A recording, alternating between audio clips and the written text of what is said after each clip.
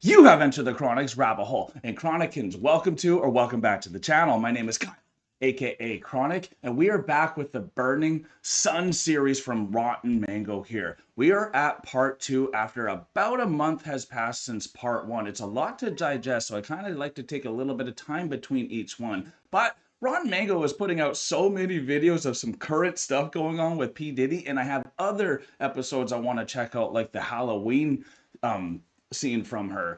I definitely want to check out part 2 and 3 of this Burning Sun before doing all of that, because there are so many comments to continue this story. So today for part 2, we are reacting to K-pop idol Goo Hara help expose the Burning Sun sex scandal in her final days. Now that seems very eerie but also heroic, and that is everything I love in a story. So let's see how Stephanie Sue, or Rotten Mango herself, lays out part 2 for us. And thank you so much for being here, everyone.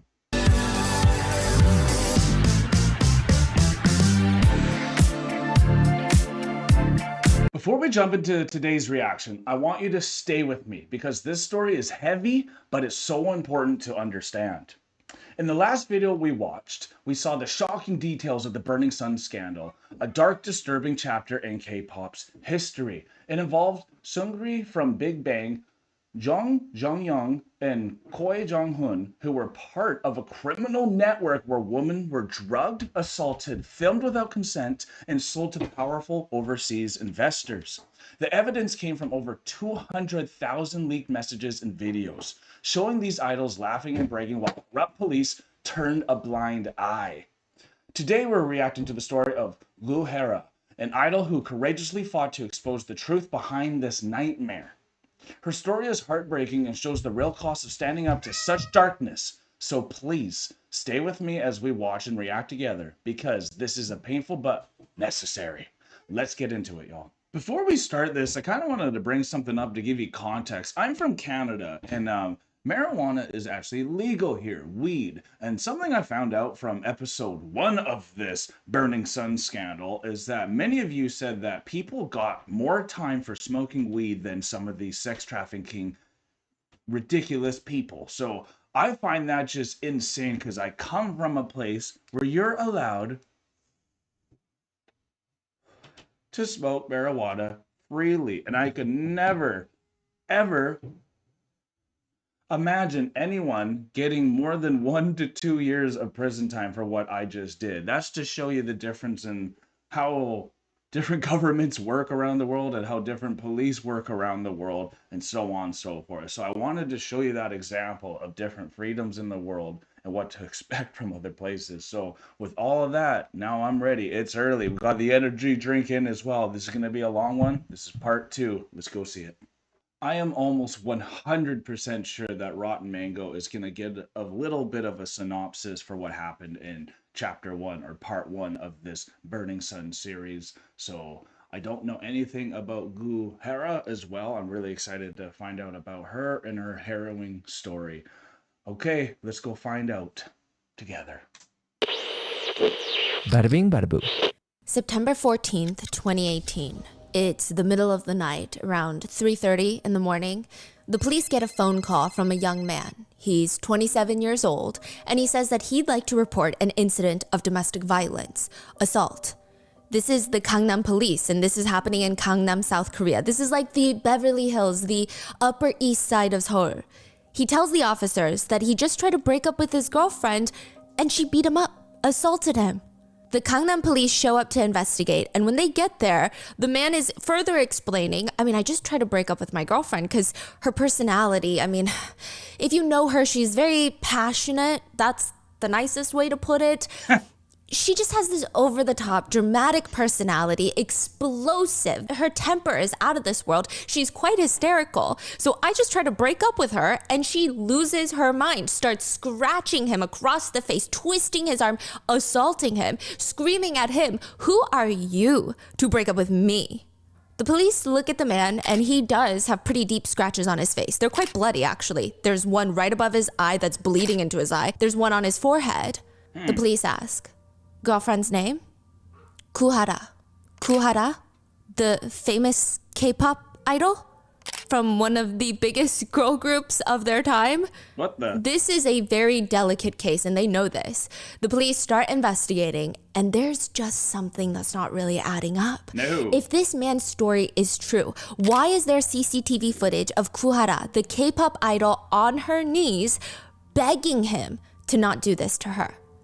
And why did he, the boyfriend, email Dispatch, a Korean tabloid similar to TMZ, twice during this so-called one-sided assault? And what does all of this have to do with the burning sun? Yeah, exactly. A few months after this. Thank you, because I was like, wait, did we do the right one? Are we sure this is about the burning sun? So I'm really glad. She just knows how to lay a story down, and she even knows when you start having some of those doubts, like, is this still what we're about to go into? And then she's like, no, what's this have to do with the burning sun? So she knows the questions that she's leading your mind to kind of have, and she then nails those questions with answers. And that's just the perfect storybook telling that she does. She knows how to lay it out. What does all of this have to do with the burning sun? A few months after this domestic violence incident, Goo Hara will help reporters blow the lid off of the burning sun case. And less than a year later after that, she will be found dead in her apartment. At 28. This is part 2 sad. of the burning sun case. Great to know. The cost of being a hero, y'all. Could very well take your life at the extreme of what a hero has to go through to save the world. We would like to thank today's sponsors who have made it possible for Rotten Mango to support the Megan Meyer Foundation. Since its inception, they have grown into a global cyberbullying and self-exit prevention foundation. They provide education, intervention, resources, support, and inspire communities to eradicate bullying once and, as always, full case. Today about Rotten continued support as we work on our mission to be worthy advocates. As always, full show notes are available at rottenmangopodcast.com. A couple of disclaimers before we get into today's case. Today's case involves some heavy subjects including bullying, self-exit, essay, and abuse through blackmail of releasing explicit photos and images without one's consent. If that is something that you might think is too heavy for you today, please go take care of yourself, and if you need to, click out. We will see you in the next one. First and foremost, I do want to cite the BBC's new documentary that came out early 2024, so a few months ago, and everybody requested that we do a follow-up on our previous Burning Sun episode. Wow. The BBC documentary is free to watch on BBC's YouTube channel. They also have a 6-part podcast about Burning Sun that is also free to listen to on their website. We had multiple researchers on the RM team work on this case. We tried really hard to make sure everything we say has been verified through the appropriate sources, or we indicate when something is a speculation or theory. Okay, but if great. anything is ever lost in translation, team she miscommunicated, or if you have any additional context or information, please let us know down in the comments. Also, this is part 2 of Burning Sun. This is following our initial episode that came out a few months ago, but in a few days, we will be uploading the 3rd and final part. There's a lot of updates. I mean, otherwise this video would have been 4 hours long. Jeez. So with that being said, And with that being said, if you want me to do a part 3 after watching this reaction, please let me know, because we have a lot more Rotten Mango reactions to do outside of the Burning Sun that I'm very excited to get to, especially that Halloween and P. Diddy one. But let's continue this on. Let's jump into a brief recap of Burning Sun. Please do. Even if you have no idea what we're talking about or watched part 1's episode a while ago, hopefully this recap is going to give you the lowdown on the case. In Seoul, South Korea, there were, at the time in 2018, 3 places where you can go if you want to see a celebrity or a K-pop idol in person. First would be a fan meet. There's always fan meets. Your second option is a little different but similar, is go to a concert. You're not going to see them up close and personal, but you still see them in real life. And the third option was the one that marketed itself as the place to be if you want to rub shoulders with celebrities and the upper elite. Right. The third place is the Burning Sun nightclub. It's located in Gangnam, and it was marketed as the it spot. Your chances of seeing an idol in real life would skyrocket, allegedly, if you go to the Burning Sun nightclub. In fact, Seungri, an idol from BIGBANG, one of the biggest K-pop groups at the time, would often DJ and promote the club. Most people, if you're lucky, you gotta wait in line. The club is exclusive. You have to wait in line maybe for an hour to get in on busy weekends. But if you're this slim minority that is a VIP at an establishment like this, you get a unique experience, special treatment. The VIP table menu starts at $10,000 for the basic champagne package. Spending. But it can easily go up to $100,000 to get just 22 bottles of champagne and super VIP treatment. But if you're a true VIP, I wonder what that is. You know that's not even the real menu. There's a secret menu at Burning Sun. Yeah, and on it is just one thing. It's not even alcohol, but the most expensive thing, the most coveted top secret menu item is a tall glass of water. Yes, that was it. You had to be well known, and there's likely a threshold for the amount of money that you had to spend before you're able to purchase a glass of water. And you get a whole dedicated team or staff with group chats and drug runners to get you this glass of water. At Burning Sun nightclub, a tall glass of water is code for a young, beautiful, and most importantly, drunk, so they don't fight back, female club goer. The employees at Burning Sun would coordinate getting VIP's tall. See you later, buddy. See ya. Have a good day. Thank you. That was just Avery heading out there, my oldest son. Definitely stuff he doesn't want to see on this. Oh, he's back. We're even going now. Glasses of water into their VIP rooms. They would do whatever it takes to get them their secret menu choices, even if that means drugging these women.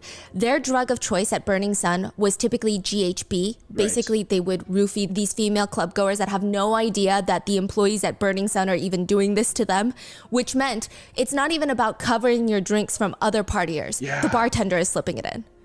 Which meant the drugged woman would be likely completely passed out to allow the VVIPs to do whatever they wanted to them, which typically included essaying them and illegally filming videos of them.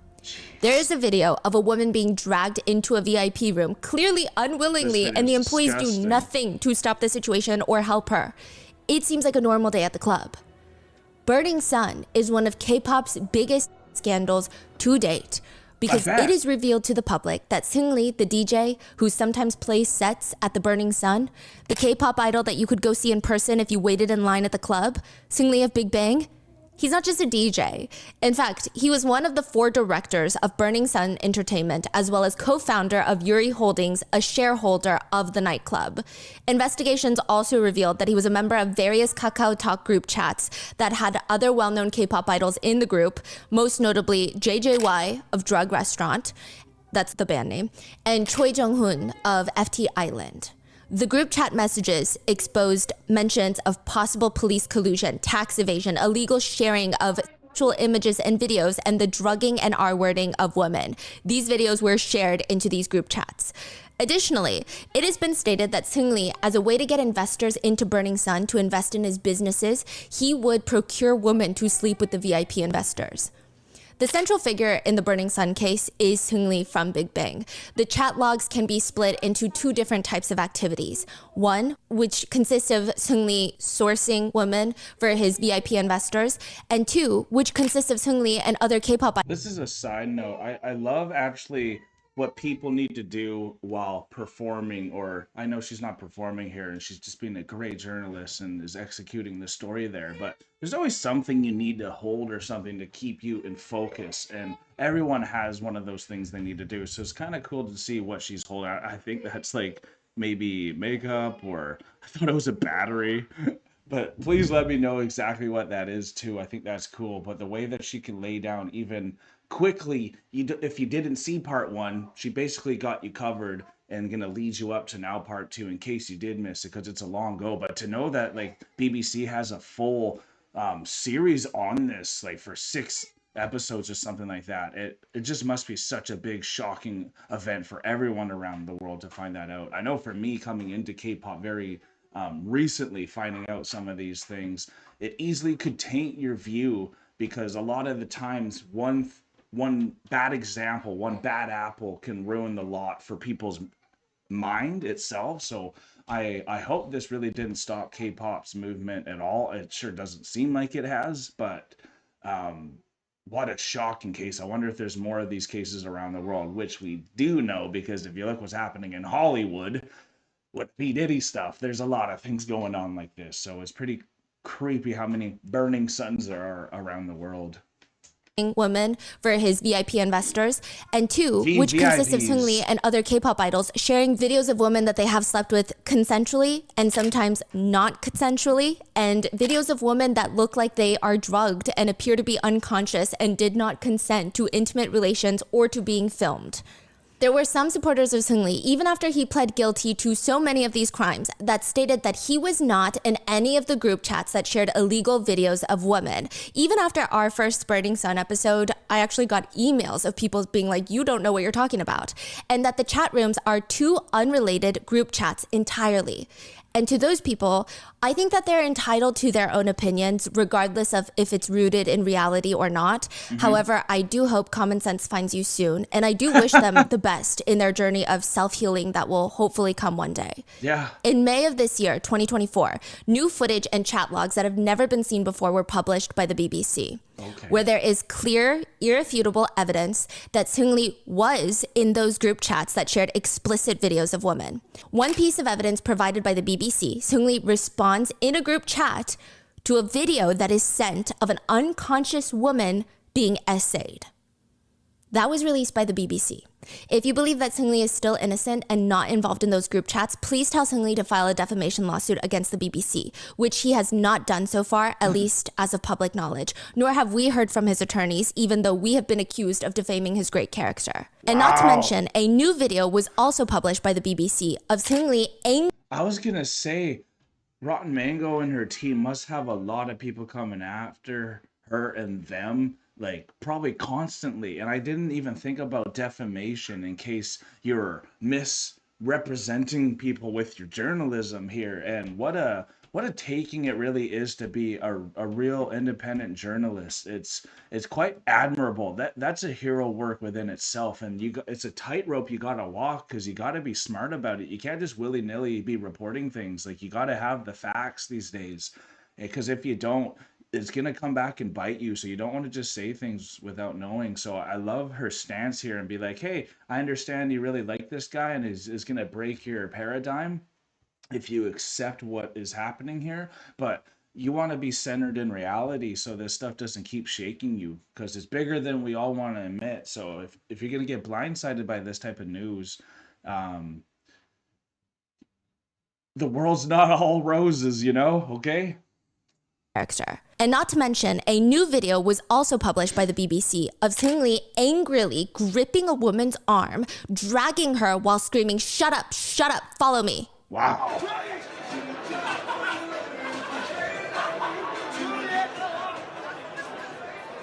She clearly tries to sit back down. She does not want to go with him. She seems intoxicated and is doing her best to resist. We have no further context to the video, but I don't think anything is needed. No, there are so many better hills to die on than that of a man who treats any woman, or anyone for that matter, like that. Yeah. Regardless of any excuse, context, explanation that one can muster up, it's gross. And he's not going to pick you regardless of how many Medium articles you self-publish for him or how many Twitter essays you write. But one of the most important things that the new BBC documentary has highlighted is the quote, whistleblowers of the Burning Sun case. To give you some context, the news of what was going on in Burning Sun would start unraveling to the public November of 2018. Not even a full year after the club opened. CCTV footage would come out involving an incident with a man named Kim Sang-gyo, who claimed that he was a club goer that was physically assaulted by the Burning Sun staff because he tried to prevent a woman from being drugged. Kim was arrested at Burning Sun on charges of sexual assault. However, he made his own allegations stating that he was trying to prevent a different woman from being assaulted by somebody else, and that the charges against him are indicative of collusion between Burning Sun and the police. Wow. Now, interestingly enough, victims, women who have nothing to do with this Kim person, have gone to the police to report all of what was going on in Burning Sun before this incident even happened. But it wasn't until Kim's situation that the investigation was kickstarted into the Burning Sun nightclub. So as a result, mainstream media news outlets began mass reporting Kim as the whistleblower of the Burning Sun case. Many news outlets even started casting doubt on the fact that Kim was also arrested. They suggested perhaps it's part of a big cover-up, since Burning Sun has connections with higher-ups in the police force, and that has been proven through their chat logs. Wow. Perhaps it's a setup. That's In saddest June of this improvement year, too. 2024, Kim Sang-gyo, whom the media labeled as the whistleblower, was officially charged, and the Supreme Court upheld his sentence of a 2-year probationary period with a deferred 1-year prison sentence. He was found guilty of molesting one employee of Burning Sun and obstructing business. A few netizens have used this prosecution as proof that Kim Sang-gyo was, quote, the real predator behind Burning Sun, and that Seungri specifically was scapegoated, framed, and his involvement was exaggerated to further push some sort of weird narrative. And some go as far to claim that Seungri is actually innocent. So much so that the hashtags apologize to Seungri and hashtag justice for Seungri. What idol worship can do. This is why I think God says in the Old Testament, in the Ten Commandments, to not idol worship, because look at the blindness you can do and the lies that you'll tell yourself when you can see real reality happening. But if you idolize this thing and you don't want your reality to shatter, you're just gonna let it go to the side and have rose-colored glasses.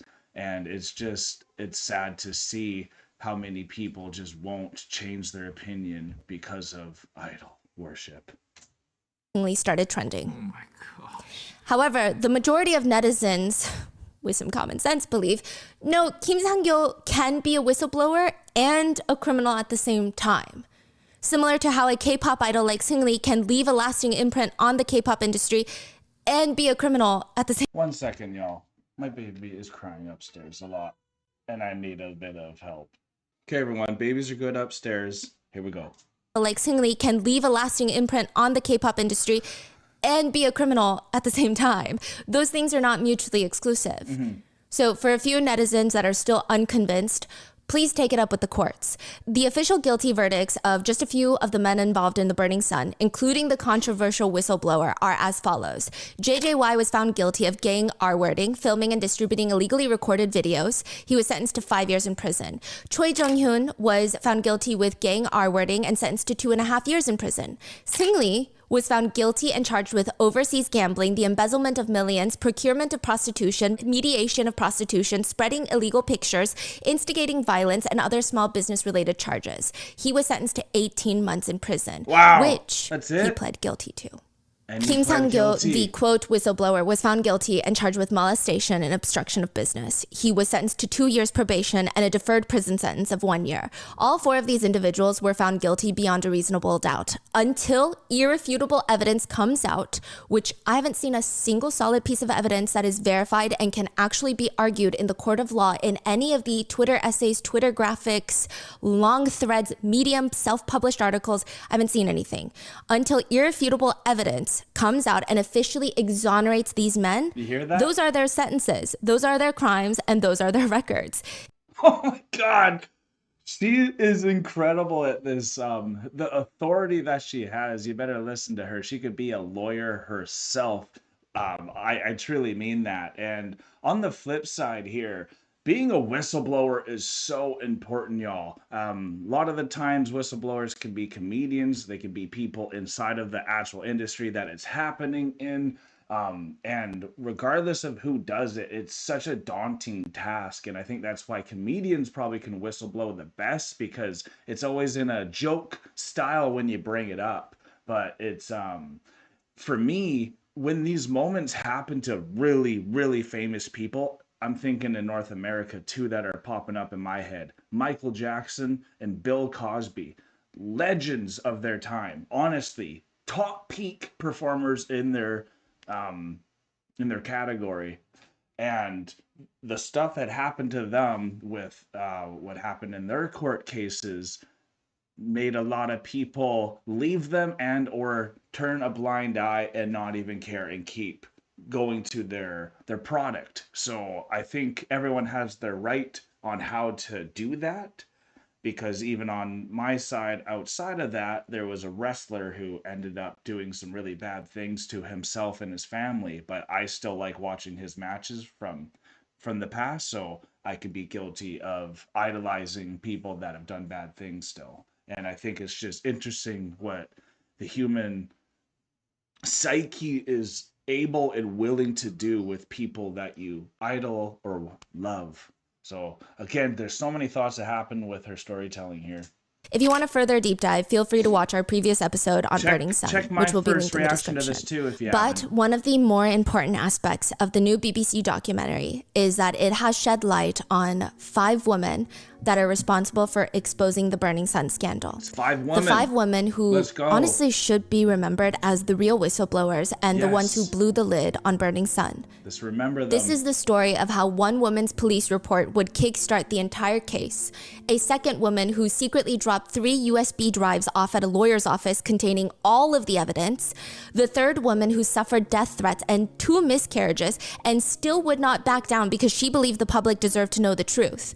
The fourth woman who risked her entire career to conduct her own investigation, find the victims herself, and go up against the police.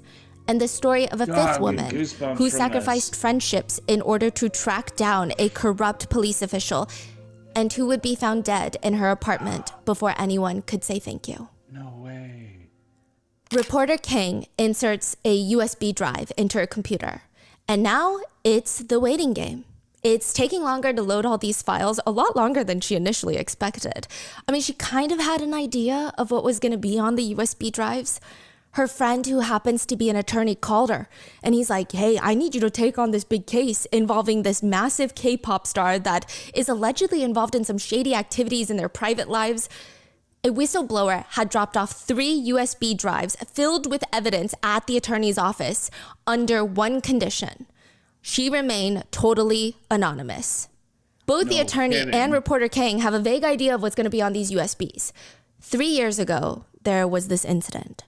A woman had walked into the police station and reported that her boyfriend had secretly recorded explicit videos of her. The boyfriend is brought into the police station, but he states, unfortunately, oopsie, my phone is broken. What do you know? Like, what are the odds of that? He has his phone taken to a private third-party tech shop to recover the deleted files to show the police that he did not have those files of his former girlfriend on his phone like he was accused of. Now, the anonymous girl working at the tech store receives a phone call from an attorney. And they want to talk about the phone that's sitting on her desk right now. The attorney tells her, more or less, let it go. You don't even have to touch the phone. Just say that you went through the phone and you couldn't find any files. Tell the authorities that there's no files to be recovered on the phone. It's a big misunderstanding. Even the authorities want to just get this case over with. It's a nuisance. It's very, very, very shady. Yeah, you think? And of course, it piques her interest. She's able to recover all the files on the phone, but she doesn't just find the video of the ex-girlfriend, the one that reported him to the police. She finds hundreds of text messages, countless videos and photos of other women that seemed drugged, unconscious while being essayed. And the phone's owner? The famous, beloved K-pop idol, JJY. Right. Wow. The girl working at the tech store makes a digital copy of all the files on his phone and collects 3 USB drives worth of evidence. Evidence that she sits on for 3 years because she's terrified. Wow. She finally finds the courage to send them anonymously to an attorney. Reporter Park was the one that Think about that, y'all. You gather all the evidence and it takes 3 years to build the courage, and this courage, she knew what she was about to do by dropping that off. But even being anonymous in this situation can easily come and find you, because look what you just found on them. So what an undertaking. And I wonder what really did motivate her after 3 years. Maybe it was finding other people with more information. And then once you see other people do it, we see more follow, kind of like what happened with the Me Too movement. But maybe she was the first one to really drop something this big to expose the real people behind it. Send them anonymously to an attorney. Reporter Park was the one that initially reported on this case. So reporter Kang has the USB drives. This is a completely different reporter. This is in 2016. She hears about the police report of JJY's ex-girlfriend alleging that he has videos of her, explicit videos that she did not consent to, on his phone. She writes a few articles about this, and she gets torn apart, ripped to shreds, because by this point, there is no proof that JJY, the idol, had recorded videos of his girlfriend without consent. In response to reporter Park's articles, JJY holds a press conference where he states, first of all, I sincerely apologize for causing controversy with this incident. The woman who pressed charges against me was my ex-girlfriend, and even though we split up, we remained good friends. The video in question was filmed as a joke with consent and it was deleted right away. I've been working a lot recently and that led us to arguing. And in the middle of that argument, she filed a complaint to the police against me. But since being questioned by the police, she has withdrawn the charges. Reporter Park is ripped to shreds. Comments on Reporter Park read, Park trying to f up a person's life with her stupid article. Breaks my heart thinking about JJY crying about all of this. Seriously, go die, Reporter Park. Look at that face on Reporter Park. It makes me want to stomp on it. What a bitch of a fucking filthy lower class jealous of these men. If her network doesn't fire her, I'm gonna set their building on fire. Jeez. Reporter Park would receive death threats, explicit photos of private parts. She would be doxxed and bullied for years after these articles that she published. She was scared for her life, stressed, terrified, villainized, and ultimately she miscarried twice and she lost her ability to have children after that.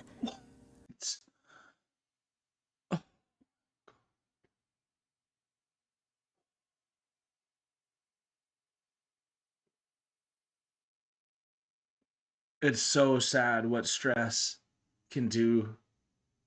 You literally can have a heart attack from just stress and heartbreak. And the fact that she had 2 miscarriages and now can't have children because of the torment, the psychological torment, that's a whole different level of how connected your body is to your mind and soul. That's just really sad, y'all. And what heroism again, you don't that's tough. Ultimately, she miscarried twice and she lost her ability to have children after that. Wow. Nobody believed her.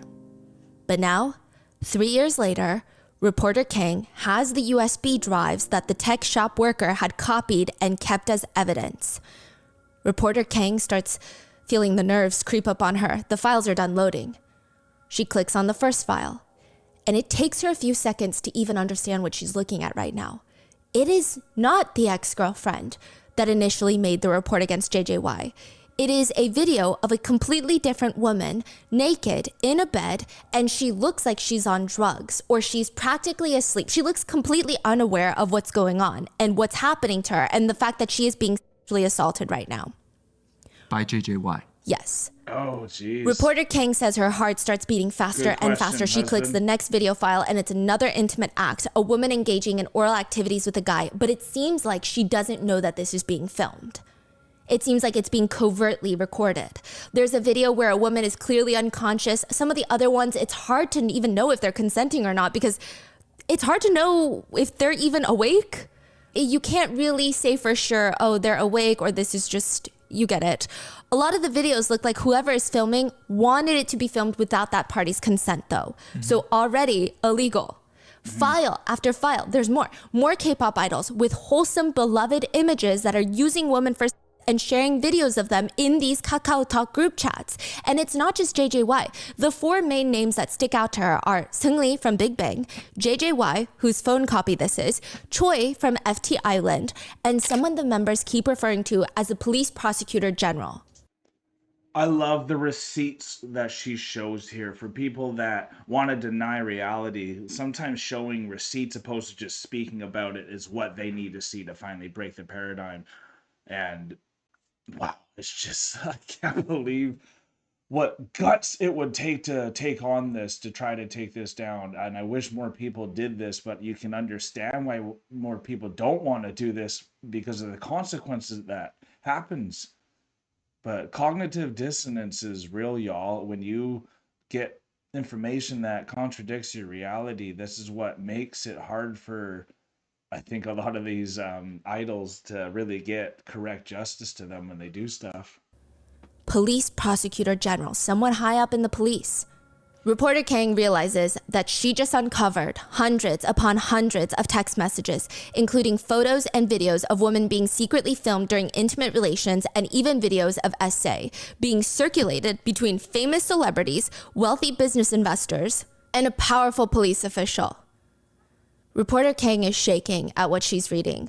One message thread is of Seungri procuring women for his investors. He texts into the chat, "This Christmas, instead of us having fun, let's make others happy and feel satisfaction vicariously through that. Chairman Oe sends his yacht with crew and chefs from Japan to Busan every summer for us, so let's give him some fun this time." In another message, he writes, "Girls, get the good ones that give it good." A man named Kim responds, "I'm calling them right now, but I don't know if they'll give well. I wonder if they're only giving well, considering it's you guys?" JJY writes, "The Chinese ones will like the girls that look like they have a lot of plastic surgery." A man named Yu responds, "I'm getting the prostitutes ready now. When the two of them get here, Mr. K can take them to the hotel rooms." In another message, Seungri writes, "Wasn't yesterday's party so f***ing awesome? I can acknowledge that girl. I'm so into her. Her sister's also really fine." JJY responds, "Right, her sister was a real surprise. There were a lot of hidden gems yesterday." The guys complained that there were too many guys at the party, to which Seungri writes, "We can just get rid of them. Let's have them together. All of us. In Korea, we can just have them all together and I'll just go marry a foreign girl." In another, JJY writes, "Let's all get together online, hit the strip bar, and rape a girl in the car." Gosh. Wait, hold on. You say one of the Sunni say like have them in Korea and then I go marry a foreign girl? Yeah, so they're talking about how they don't want to marry a passed around girl, basically.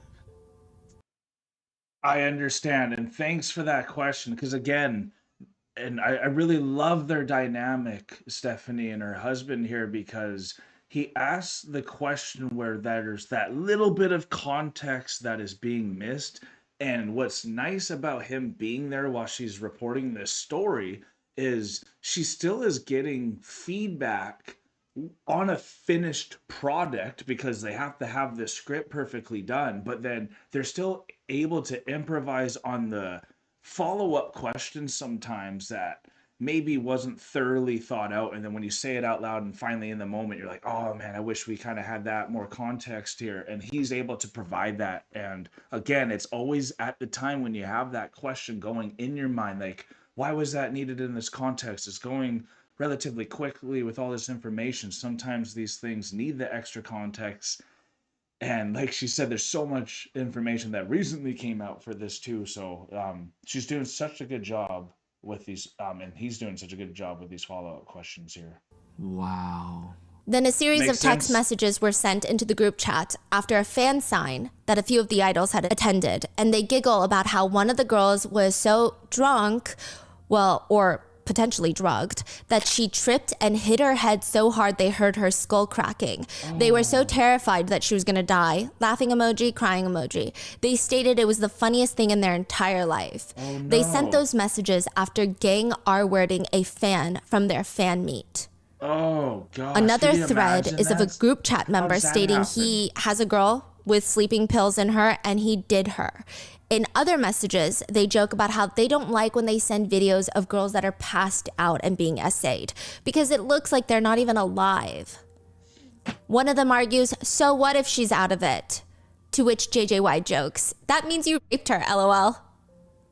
Reporter Kang clicks on another message thread. January 2016, the ski trip.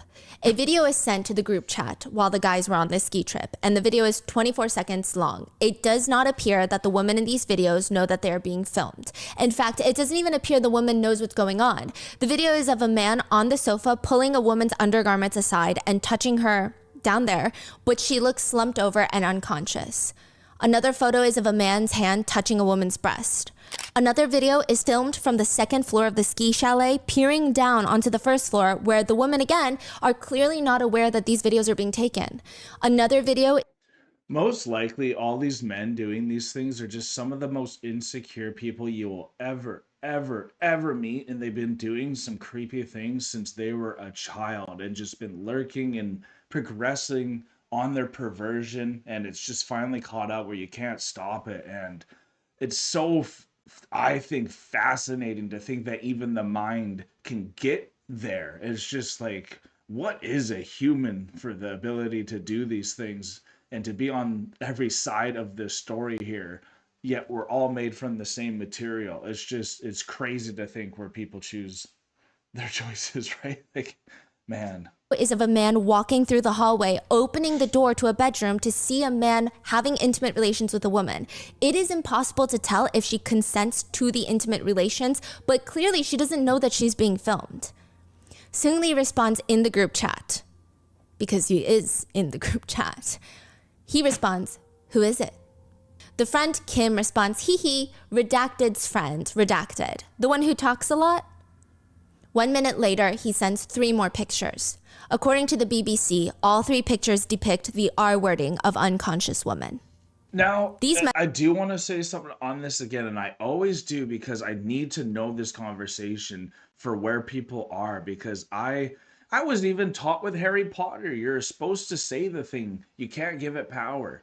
I noticed that she's showing us the picture of the text messages that says the R word on it, but then she doesn't want to say it, and then it makes me not want to say it. But at least in my mind, you should be able to say any word if you're not trying to use it in a bad way. It's just a representation of what happened. Because then if you can't say that, how can you be a whistleblower if you can't say specific things? So that's why I am on the side where you should be able to say rape, especially if you can write it and have it on the screen. I think it gives power to these things too much, because if it becomes too taboo, it teaches you not to talk about it. And I understand you also have to have people's past and what they've gone through with their trauma when you're expressing these things. That's why you're supposed to say it not like vulgarly and overdo it, but when the time's needed, it kind of needs to hit you a bit harder. Sometimes you need to say fuck. It's not good enough just to say your normal sentence, and you need to have that exclamation point. And we should stop being so sensitive to some of these things if we don't want these sensitive things to be happening. Messages are from 2016. 2016 is when Seungri and his group that he was a part of, BIGBANG, were ranked one of the most powerful celebrities in all of South Korea. Wow. They were the first Korean artist to be included in the Forbes Celebrity 100 list. They were technically on top of the world. Wait, 2016, that's before Burning Sun opened. Yeah.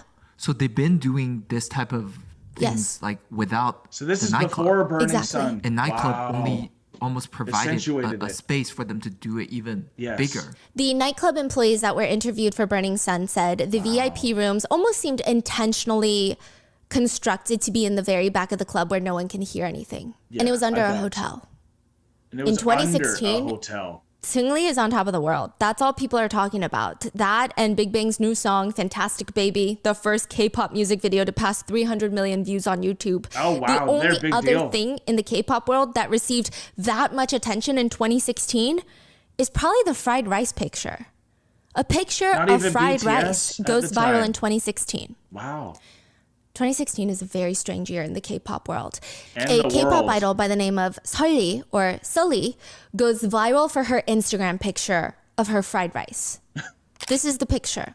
You know those like hibachi grills, like silver top grills?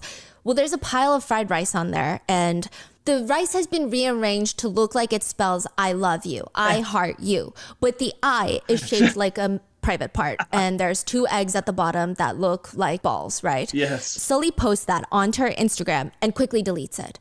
But it's too late. She's a K-pop idol. Yeah. It's already been re-uploaded by netizens, and comments read, "No way she actually did that. No kidding. What a crazy bitch.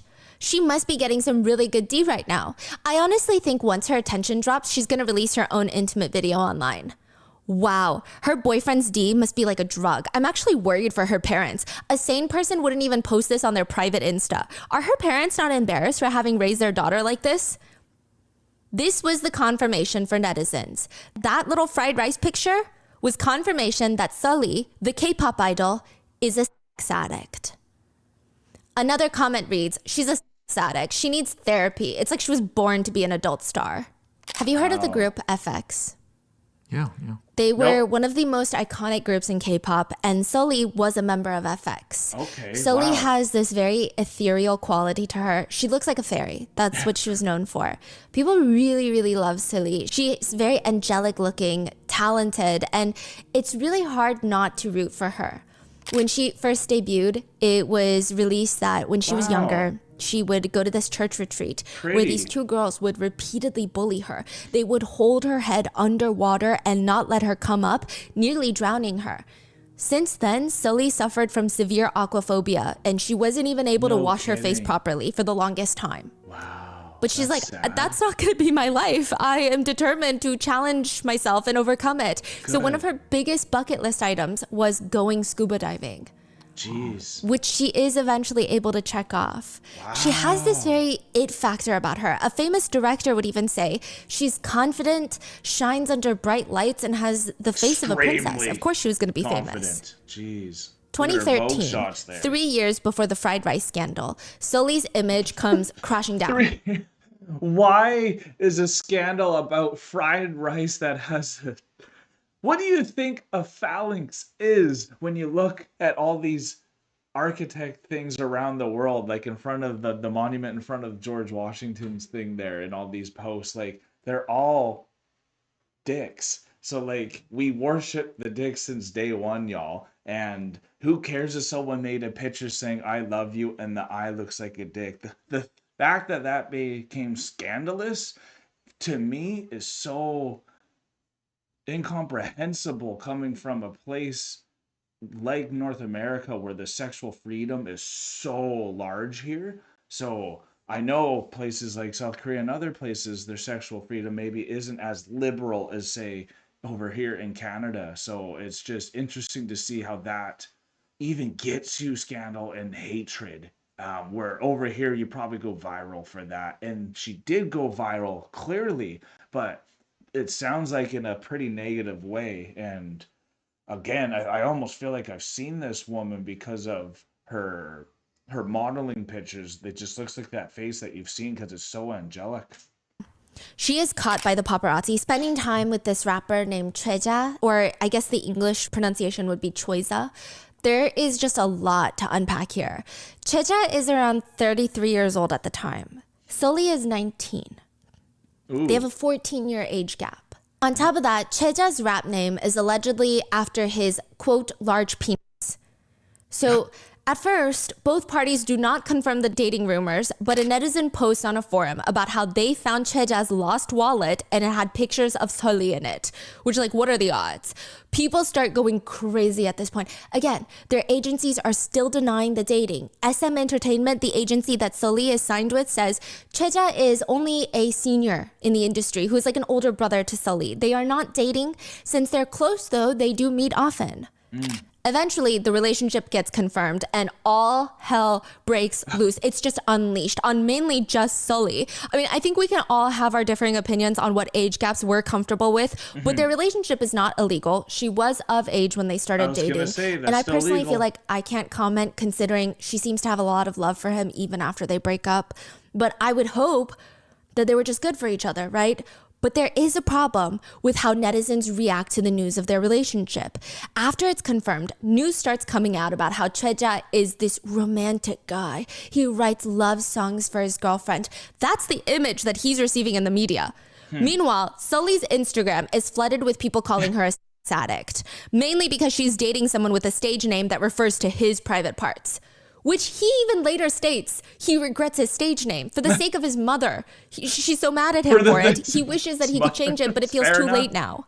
Basically, netizens feel like Sulli is a for dating someone older than her. And on top of that, they start dissecting her Instagram pictures, ripping them apart. This is like the beginning of micro-analyzing every single picture that she ever uploads. Her every little movement, her every little breath is micro-analyzed. These are just a few that netizens have a lot of issues with. One of them just shows her wearing a cute mini dress that is sheer, but you can't really see anything other than the outline of her thighs. Another one is her near a poster of a woman's butt. And it's like those cheeky little shops, you know, and they have the neon lights. Yeah. And she has her hand on the butt and she's looking back at the camera pouting, fully clothed. Like so modest clothing at that point. Another one of her is doing a split, fully clothed. What? But it's not even a split. It's like a regular Pilates pose. Yeah. She's just doing a back handstand and it's like splitting. It's a Pilates pose. It's working out. And another one of her is in shorts, leaned up against the wall. All very normal, if not even pretty tame Yeah. pictures to post on Instagram for a celebrity. But some netizens truly believed this was confirmation that Sulli is a full-blown sex addict. They started flooding her Instagram with comments like, Sulli's a star now. Is this really the sweet Sulli we knew? She just becomes crazier and crazier. Is she out of her mind?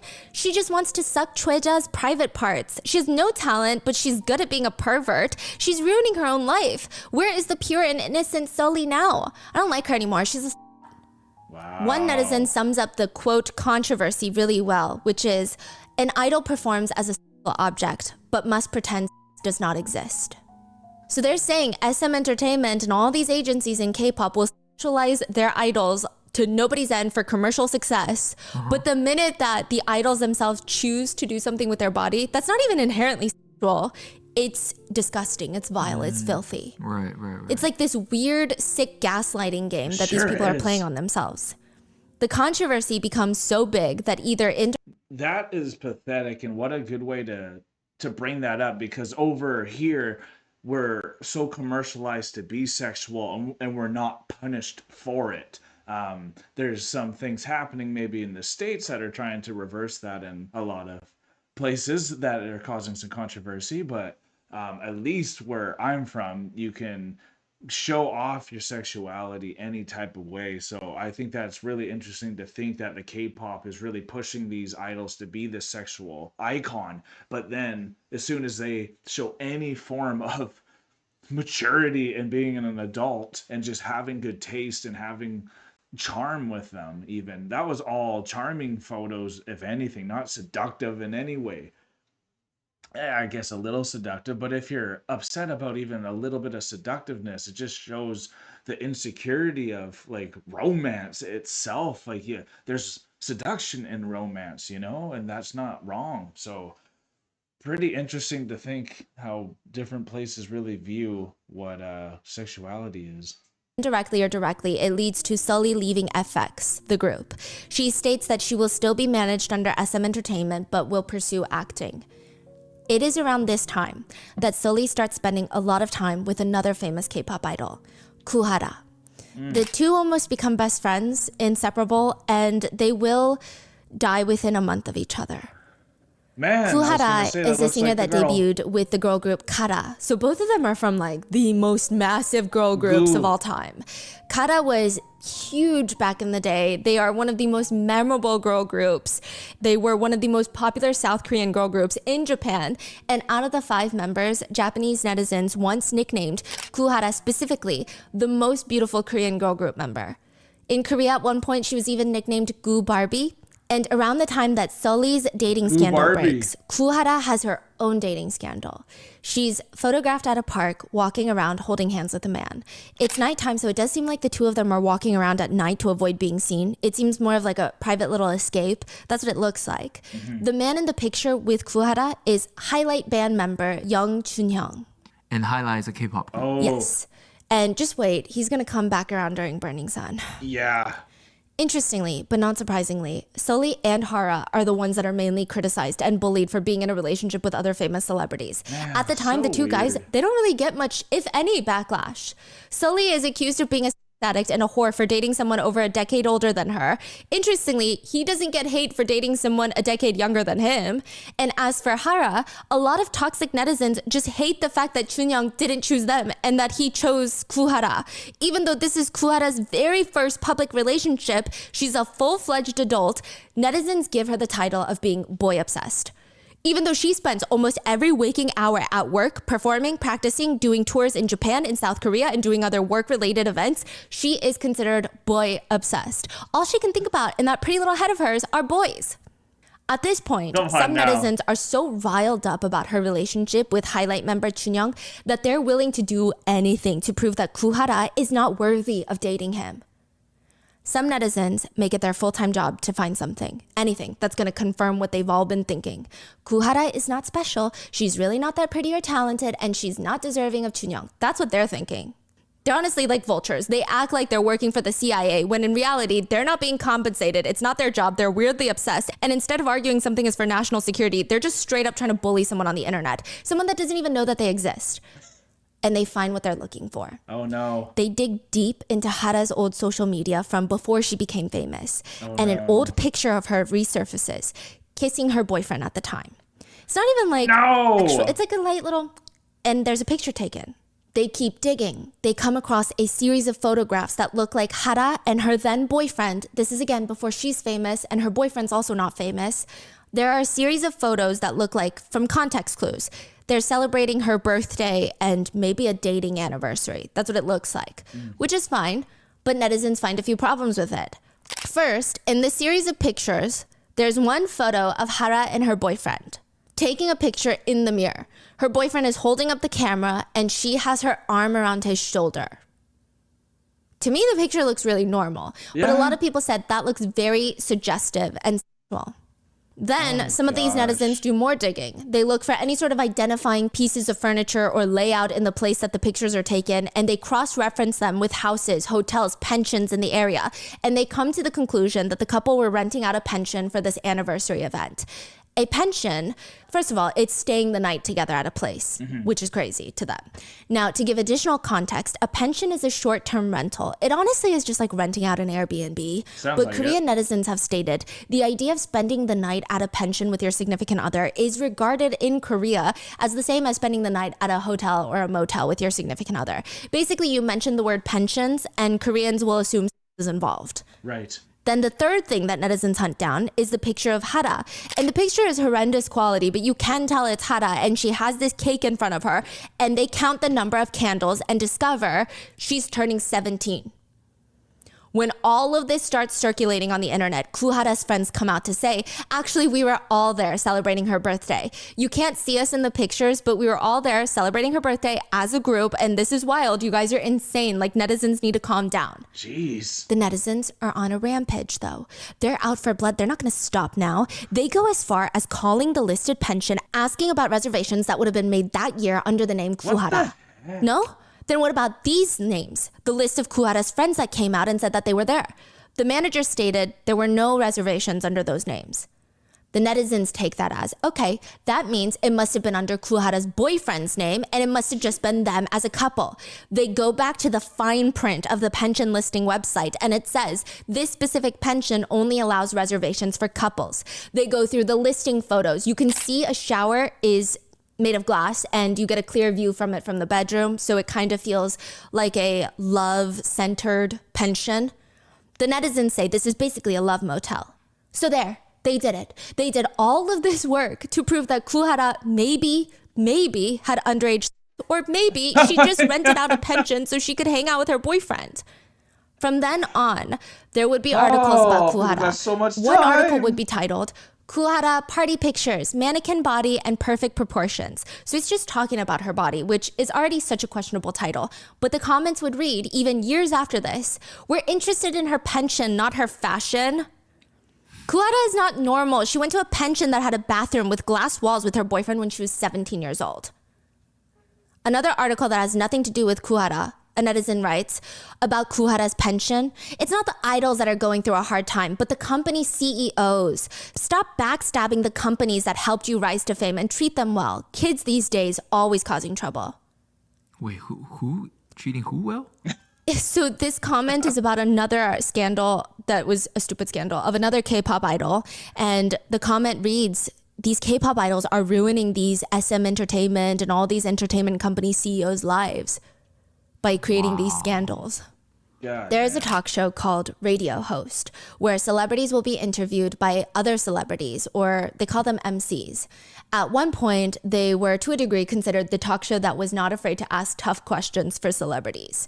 Kara was going to be on the show, and from the get-go, the show gets off to an intense start.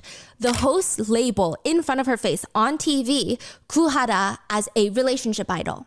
I guess implying that she's not known for her talent or her skill or for her music, but she's mainly known for her series of alleged relationships and relationship scandals. Side note, this is after Goo Hara and her fellow idol boyfriend highlight member break up.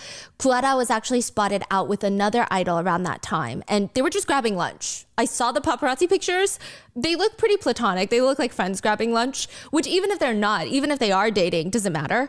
But every single thing that Hara did, every interaction with any man is scrutinized. So of course, when these pictures come out, the comments read, it hasn't even been that long since she broke up with Joon-young, her ex. If they really are dating, Goo Hara moves on so fast. This guy can do so much better.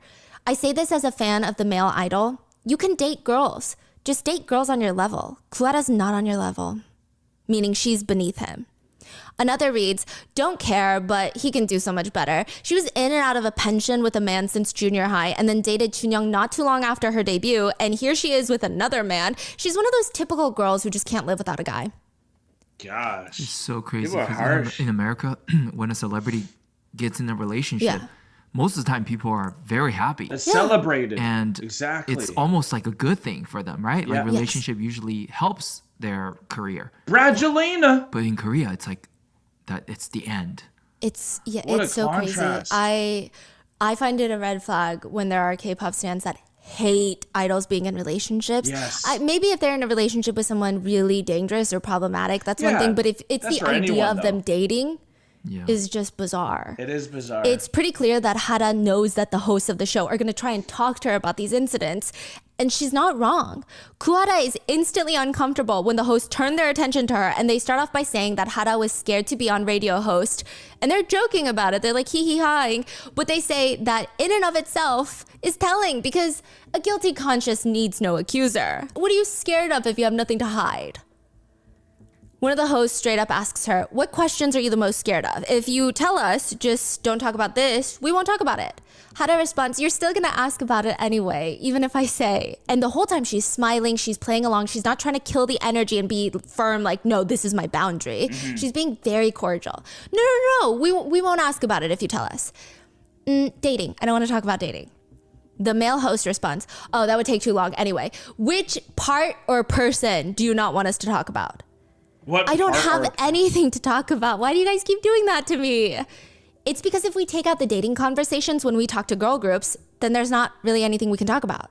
Wow. One of the hosts who has since regretted his statement. See, that's the scary thing about sexualizing people and specifically females. Everything can get missed. And I know this happens to males as well, but there's so much talent behind these K-pop stars, whether it's singing, whether it is their looks and how they present themselves, which is a skill, y'all.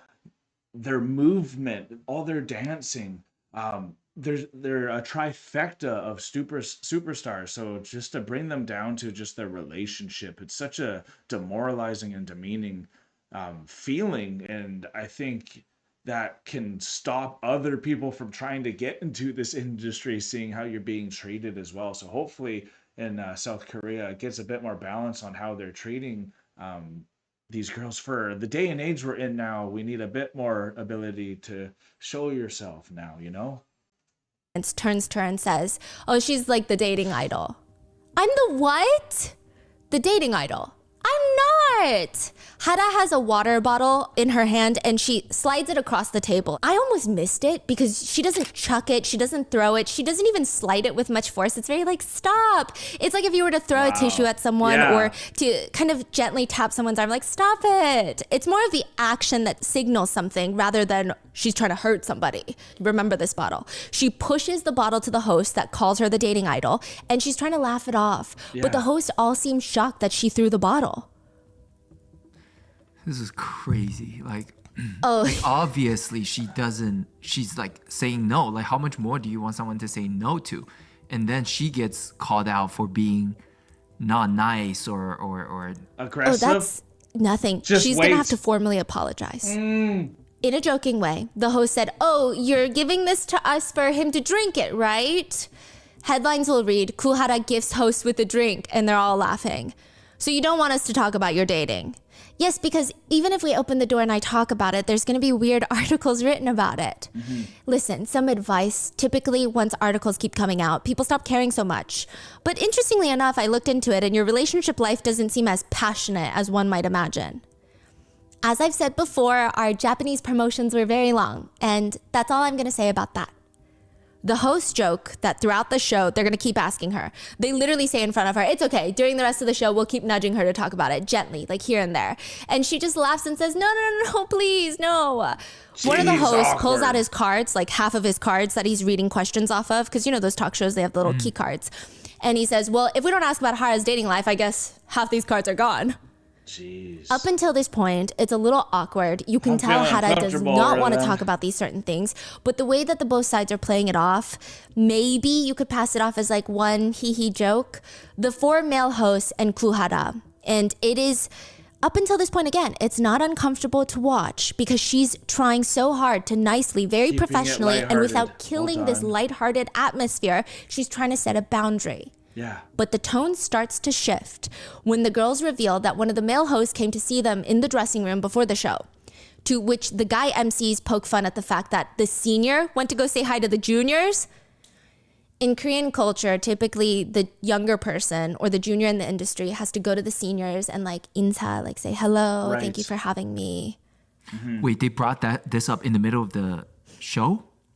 The girls brought it up and said, oh yeah, earlier when he came to visit us in the dressing room, and then the male MCs are like, wait, the senior went to say hi to you juniors?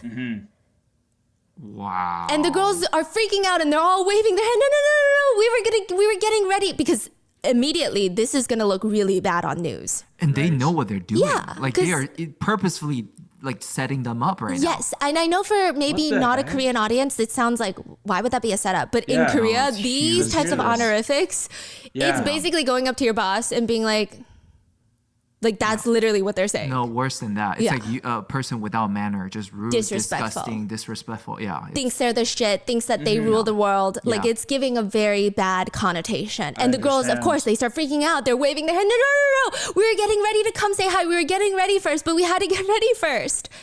Then another one of the Kara members reveals that one of the hosts came to say hi and Hara told him, please go easy on us. Like our personal lives, let's just keep it personal. Right. But instantly, that's the first thing you guys bring up. Like the girls are bringing this up, very lighthearted. Like again, we told you not to talk about it, and that's the first thing you brought up. Why are you guys doing this? But again, it's presented in such a graceful, classy manner. This is why talk shows are really dangerous on television when you're looking for those quick snippets. And I've seen some really nasty ones in America. Where it's different from this honorific type of an angle. But if you guys know Lindsay Lohan, I think it was David Letterman who was having an interview with her, and there was clearly things she didn't want to talk about that they had talked about before the show started with them. And instantly he's grilling her about it, and you could just see her break down and instantly just get crushed by it. And I think these hosts, there's something soulless about them if you're able to do this. I don't know how your conscience lets you get away with constantly putting people in these positions, because this can't be the first time they put a girl in this awkward position too. And it's just so interesting finding out how different media around the world works, while every media form is still so similar as well. It's dangerous. It's a double-edged sword. But the hosts don't like this, is what I get. You get? It's purely a guess, obviously, but this is kind of where the tone of the episode starts shifting. Yeah. One of the male hosts turns to the co-host and says, I heard you know a lot about their personal lives. The male host looks very tense and he says, if I open my mouth, I can end Goo Hara. Jeez, Instantly, really? Goo Hara stands up, and again, she's smiling. She's still using her aegyo voice, which in Korea is like soft, cute voice. It's like she's joking angry. Like, stop it. What do you mean, end me? Like, Oppa, you can't be 100% confident either. She starts laughing and fanning her face, and the hosts start cracking up, and the guys just reassure her that he's joking. But Hara sits back down and turns around in her seat. She's facing away from the cameras, and slowly the room goes silent. Wait, are you actually crying right now? Hara turns around smiling and wipes a tear from her eyes and goes, sorry, I was just really angry. One of the other Kara members goes to grab a tissue, and another one is smiling and tells the host, oh, you guys took it a little too far. Yeah. And if anything, the male hosts looked very uncomfortable, almost shocked at the outcome of this, as if the girls did not give them repeated signs and clear boundaries that they did not want to talk about this. The host tried to lighten the mood by saying the show has a history of making people cry. But either way, it's bad. I mean, even what he said about if I open my mouth, I can end Goo Hara, the implication of that, it's not a question of if Goo Hara is doing something that the public would not like. It frames the situation as she is, you just don't know about it. Yeah. Like she definitely is. And you can't even disprove that. Yeah, exactly. That's all you're going to talk about now. Yeah. Now, a few things to note. The whole time, Hara remains completely civil, professional, sweet. She's using aegyo the entire time, even when she's trying to indicate that she does not want to talk about this. She's playing along. She does not kill the mood. She does not make anyone feel uncomfortable. Even when she's crying, she's laughing it off and saying, sorry, I was just too angry. She's not being somber in the corner, like crying, like, why are you guys doing this to me? It's not like that. She honestly held herself with so much grace considering the situation. At this point, a few things to remember. Again, in the K-pop world, dating is not the same as Hollywood. It is a scandal. Even talking about allegations of dating is intense. Hara is already being bullied. She likely felt immense anxiety at even the mention of the word dating, because every time that word gets brought up, she can probably see all the hate comments, the cyberbullying, the lost ambassadorships, just her whole career that she's worked her whole life for, going down the drain. For what? For allegations of dating? She's trying to tell the host nicely. That's so sad because I just got married, but I was living with Alana before I married her. We even had a kid before the marriage. We had 2 kids before the marriage. And I know in traditional senses, back in the day, you're supposed to be married, then have the kids and all that. So we could have a lot of controversy on how we were together for 4 years so far. But to think that they're just getting controversy in the dating stages. Wow, what lack of freedom these idols really have. And that's really sad, the amount of freedom you have to give up to have fame in some locations around the world. And I'm not dissing South Korea at all, because everyone's allowed to have their own views and they're a lot more conservative. So it's I just feel sorry for her. Not to talk about it, but instead they make jokes. They hint at the fact that they know things that would end her career, insinuating she's doing bad things. I mean, watching this clip, I just don't see how anyone would not feel for Hara's frustration or side with her. Side note, the host will later state that the episodes are scripted. So the male host said, the one that said he could open his mouth and end Goo Hara, he said that all of it was scripted. He has since apologized, and he actually did leave the show because he just felt very uncomfortable, apparently. Some say he left because military enlistment, I don't know. But the comments at the time read, the male host obviously scripted. Looked very taken aback. I mean, look at his facial expression. It got tense. Did she seriously throw a water bottle in front of so many of these huge seniors? So she was sitting next to JYP, which is also a huge name in the industry. He said like 0 during this entire conversation. No kidding. They keep bringing JYP up. How is she doing this in front of JYP? What's the point of even coming onto the show if you're going to act like this? It's not like she doesn't know what the show is about. Which, side note, like I said, the water bottle throwing, you can't even really call it that. Like, you really can't. Also, Does anyone feel the sense of irony that she's throwing a water bottle when they use the water term for the horrible stuff in the burning sun? I don't think that's a coincidence. Think Hara has a choice in the show she goes on? Her agency very likely told her, you're going on this show. Another comment reads, this is the first time I changed the channel while watching Radio Star. I never really cared for Kara or hated on them in particular, but their attitude is just ridiculous. I could feel the male host in shock. So many industry seniors, and they dare act with such disrespect. They need to be taught immediately. They're so disrespectful. Wow. Another reads, kids these days, Goo Hara, I heard you bought $1 million building. If you make that much money without having any talent whatsoever, you can handle shit like this without crying. Another reads, empty-headed with no talent whatsoever as a singer. Seems like these girls think they're worse shit just because they're a bit popular. Who do they even think they are? I really am not the type to leave comments like this, but I'm just too angry. Exactly what do these girls think they are to go around acting like this at a place with so many seniors sitting around screaming and crying about their own mistakes, accusing a host of not being proud of his own past? And why is Goo Hara's face so unnatural? Her eyes are all swollen and it's obvious that she's done some work to her lips. If Hara doesn't want controversy for dating, then please act with some dignity. She cried and ruined the entire atmosphere over something that wasn't even a big deal. Obviously, she's hiding something for her to be crying like that. The male MCs, they look so awkward. And who does her fellow member think she is, butting in like that, defending her? God, they're such a mess. Wow. Another comment just reads, Pathetic. You better answer the questions. Do you think you're a princess or something? You need to provide for the pay you're being given. So disrespectful. Cry all you want. Cry for 100 days. Your controversies aren't going away. There was a netizen poll done around the time where people were asked if they believed the MCs if they crossed the line or if Goo Hara crossed the line. 91% of netizens that answered the poll thought Hara crossed the line. Wow, 91%. Hara had to formally apologize for crying on the talk show and formally apologize for not being professional after being harassed. Yeah, she had to apologize for making the male host feel uncomfortable. Are you serious? Side note, if you compare Hara's comments from her segment on Radio Host to interviews that her ex-boyfriend from Highlight did after their breakup, they should be the same, right? He should also be considered just as controversial as her, just as girl-obsessed, because it takes two people to date. The comments on the segment read, It's been so long since he and Hara broke up. Leave him alone. See, this is why celebrities don't want to be public with their dating life. It gets used against them over and over again on shows like this. I always thought he could do better anyway. Let's move on from these comments. This is the best radio star could come up with, asking about Goo Hara. Goo Hara isn't even relevant these days. Oh wait, so he went on radio Host as well. But these are the comments. Yes. People are defending him. Yeah. They comment, Joon-young has achieved so much in his career, and yet they ask him these low-grade questions about his dating life and Goo Hara? Why would the host even think that's appropriate to ask about Goo Hara? How would he feel if someone grilled him about his ex-wife?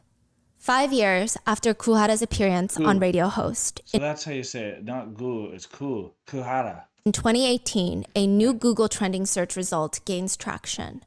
You know how if a lot of people Google something, it becomes a trending search? The trending search in South Korea becomes Goo Hara video. The second trending search is Goo Hara X video, Goo Hara X relationship. There were threads on forums dedicated to the trending search, and they read, Where can I watch the actual video? I want to see it. Does somebody know where I can find it? The sick part of all of this is Goo Hara never wanted this video to be seen. The quote, video in question is actually revenge explicit material. Videos taken of her doing intimate acts without her consent that she is being blackmailed by. Goo Hara filed a police report and news broke, and a lot of netizens, not only do they not feel sympathy for her, but they want to watch it. No. The whole situation with the search trends starts with... There's so many perverts around the world. That's why OnlyFans exists. Because of perverts that are willing to spend money on that type of stuff. And it's, wow, I can't believe that. The assault case between Goo Hara and her ex-boyfriend.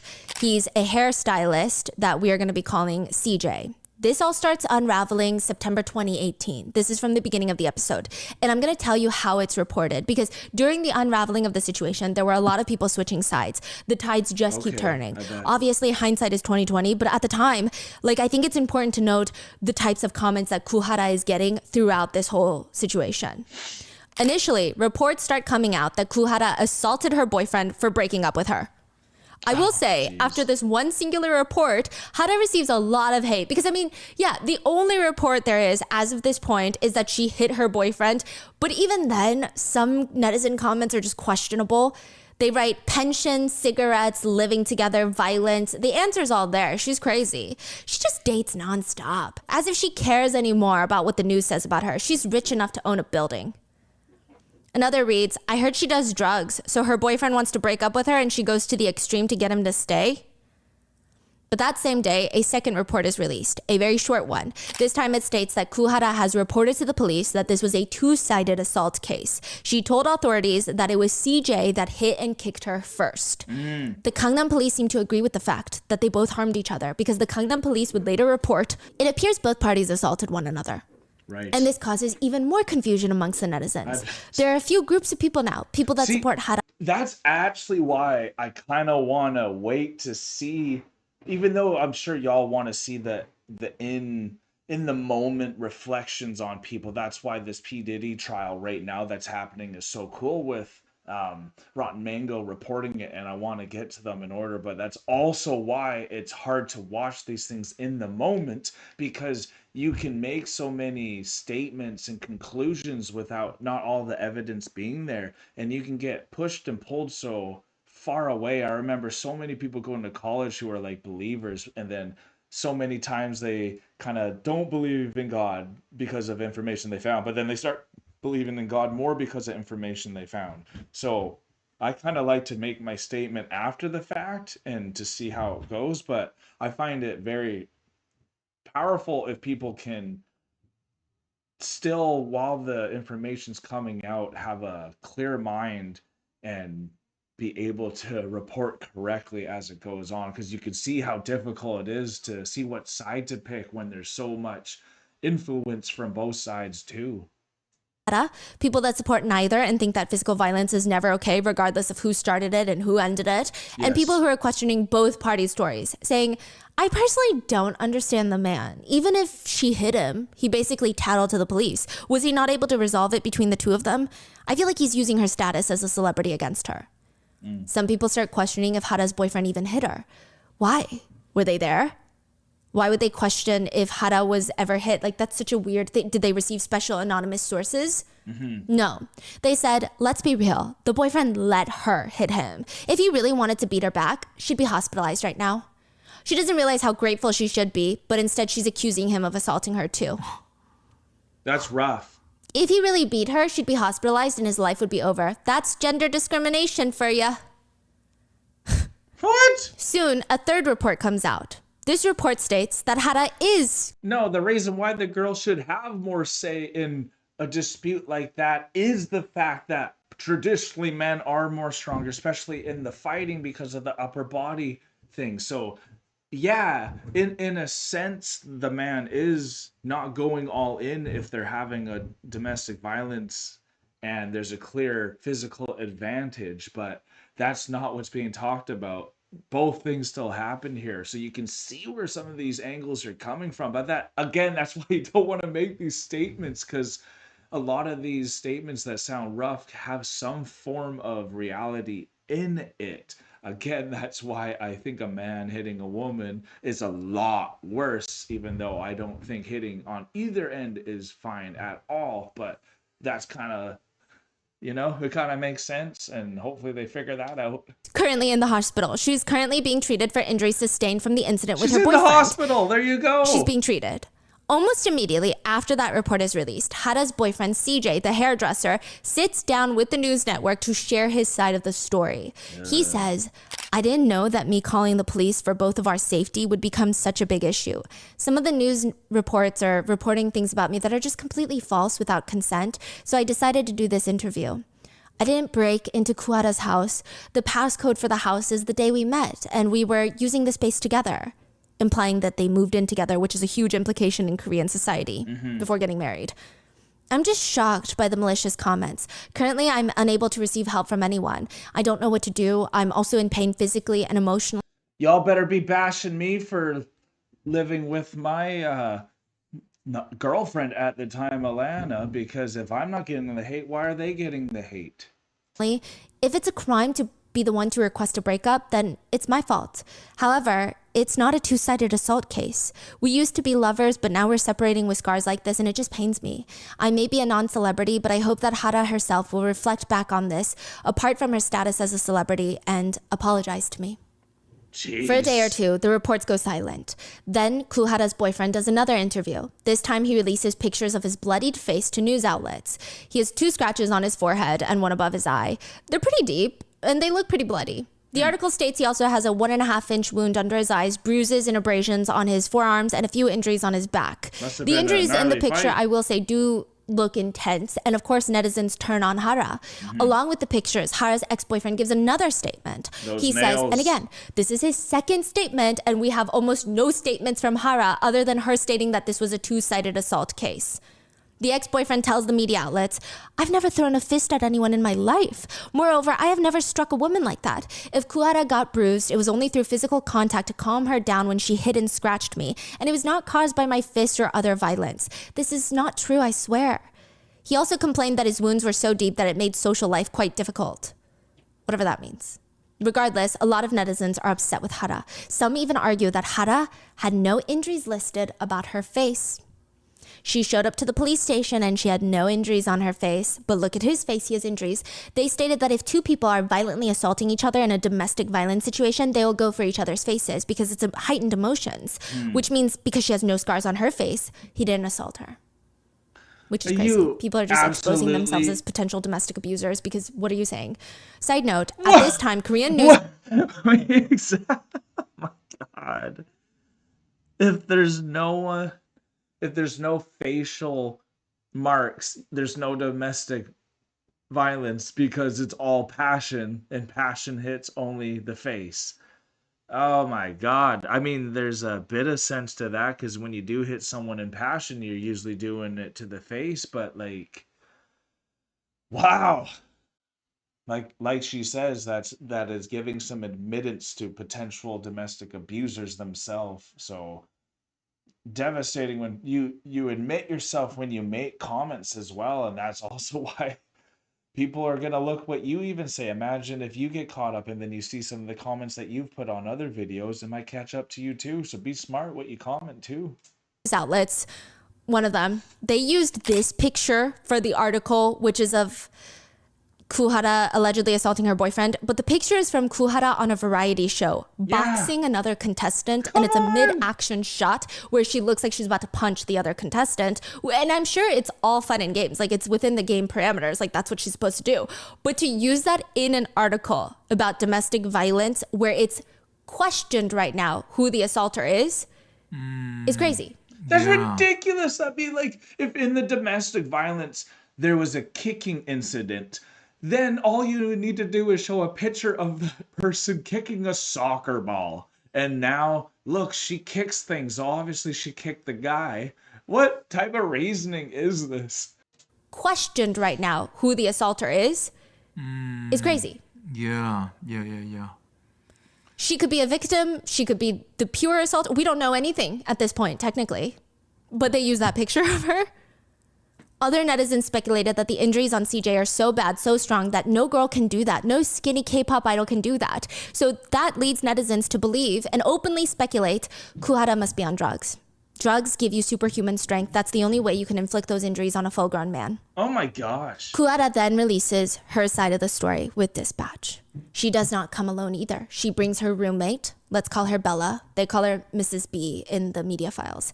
Bella is Hara's roommate, and she was there when the assault took place. Oh, wow. Goo Hara brings her phone with messages between her and CJ, her ex. She brings her full medical records, a full account of what happened that night. Wow. The two girls tell dispatch, this is what happened. And it all starts because of a work lunch appointment. A few days before the incident, Hara had to go to lunch with her manager and a guy who also works in the industry. So literally it'd be like going to lunch with your male coworker. Yeah. And it's not even just a guy that works in the industry. She's supposed to do a photo shoot with him. She's not even that close with him. And they had this upcoming photo shoot. So this lunch, they're going over all the details with the manager.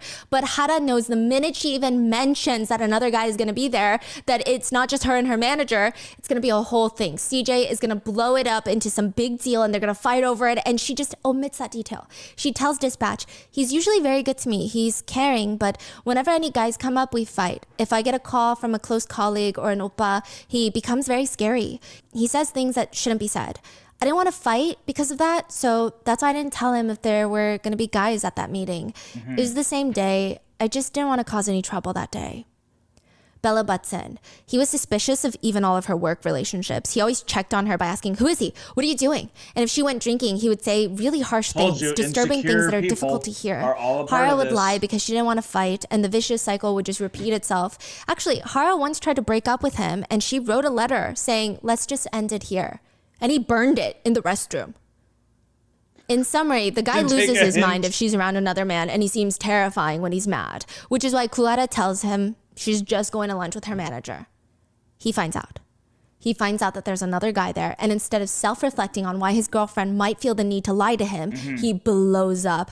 Hara tries to visit him 2 days after the lunch to try and explain to him why she hid it from him, explain the situation, but he doesn't want to hear it. He kicks her out. He does not talk to her for the rest of the day until 12:30 in the morning.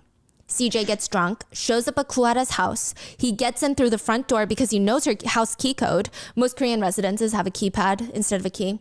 He punches in the code, lets himself in, and starts looking for Goo Hara. Hara's sleeping in her roommate's room that night. They both just fell asleep, talking to each other, hanging out. He finds her, and he's standing over the two girls, and he starts using his foot to kick Hara. He's pissed. He's kicking her nonstop. Are you sleeping? You're able to really sleep right now, huh? The roommate, Bella, wakes up, but it's so uncomfortable, so she just pretends to still be asleep. And she says that he sounded very, very drunk. Eventually, Hara gets up and tries to talk to him, but he's getting very emotional. The two of them leave the roommate's room to figure it out in private, and Bella can hear them. And at first, it sounds like muffling, like they're arguing, but trying to keep it down. Slowly, it turns into full-blown fighting, and not just screaming, but Bella can hear things being thrown, can hear people being slapped. She can hear furniture being broken. Outside, CJ is grabbing Hara by the hair, throwing her around. Hara is fighting back, trying to get him off of her. He has scratches on his face. He throws Hara up against the wall and throws a pretty big air purifier at her, which air purifiers are the size of small carry-on suitcases. Damn. Like the one it's pictured. They're not small little humidifiers. Ouch. He starts pushing her, swearing at her, and Hara fights back. She screams, "Who are you to push me? Who are you to curse at me?" Which I think in English, it sounds very much like, "Who are you? I'm better than you. Who are you? You're nothing," right? But in Korean, it's a little bit different. No. There's some missing context. It's typically used more in the sense of, no, I'm not going to put up with this treatment. Exactly. Like, it's almost like self-talk. Yeah. It's like, who are you? Like, I'm not going to take this from someone. I'm not going to do this. I'm going to stand up. Rather than, I'm better than you. Who are you? Like, it's not like that, but he does kind of try to spin it like that later. Yeah. Bella rushes out of the room, and Bella though. sees in Hara's room the whiteboard on the wall knocked off. The door is broken. The air purifier is partially broken. Hara's face is swollen. Her jaw looks messed up. Her arms and legs are swollen and scratched. And CJ tells Hara, "I'm going to f you over. I'm going to make sure your career is over." Eventually, things calm down, enough so that CJ starts gathering up all of his stuff. He starts making his way down to his car. And to back that up, there is CCTV footage of both of them in the elevator at around 1:20 in the morning. Wow. They're both standing in the elevator, somewhat analyzing their wounds in the elevator mirrors. CJ is carrying luggage, and again, presumably his luggage after breaking up with Hara, and he's smoking a cigarette in the elevator. Which, side note, a lot of K-netizens pick up on this detail. So first of all, you're not allowed to smoke in elevators. And second of all, in Korean culture, it's just considered a man who smokes in front of a woman, especially a romantic partner, unless that woman smokes, it's a very stereotypical guy image you get. Like, it's a very specific man who does that. And he's just like smoking in the elevator in front of her. It's just, it's kind of like, I guess, a trashy look. So that gets used as evidence later, but I'm just bringing it up because there's a lot of discourse. Anyway, CCTV footage shows them heading into the parking lot where CJ gets into his car, turns it on, and he just sits in his car idling for a little bit. He's sitting there at 1:26 a.m. sending an email. Keep this detail in mind. This email is very important. No way. Then he drives off and texts Hara once he's gone. He just texts her, no words, 2 files, 2 video files. The first one is a 30-second clip of them being intimate, then another 8-second clip. It is a threat without words. Yeah, it's a threat without words, but he tries to spin it. Just wait. Goo Hara does not respond because she's busy calling the guy that she had lunch with, the male coworker. There's a lot to unpack here, but it appears that him sending this message to her, sending her the videos after their fight, it's definitely a, hey, look, I'm going to spread these. Look what I have over you. Yes. Why does Goo Hara immediately call the guy that she and her manager had lunch with? Yeah. Because previously, CJ told her that he wants both of them, Hara and the guy coworker, to get on their knees and beg him for forgiveness for that lunch.